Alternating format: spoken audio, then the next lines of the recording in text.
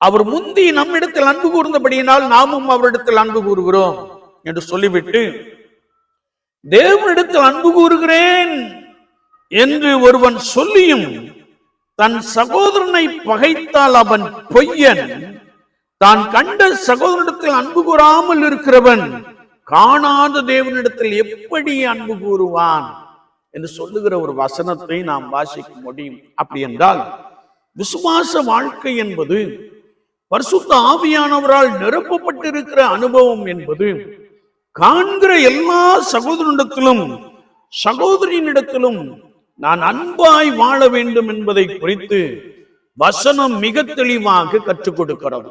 என்னை கேட்டுக்கொண்டிருக்கிற என் அன்பு சகோதரனே, சகோதரியே, பரிசுத்த ஆவியானவர் உங்களை நிரப்பி இருந்தால் நீங்கள் உங்கள் சகோதர சிநேகத்திலே நிலைத்திருப்பீர்கள்.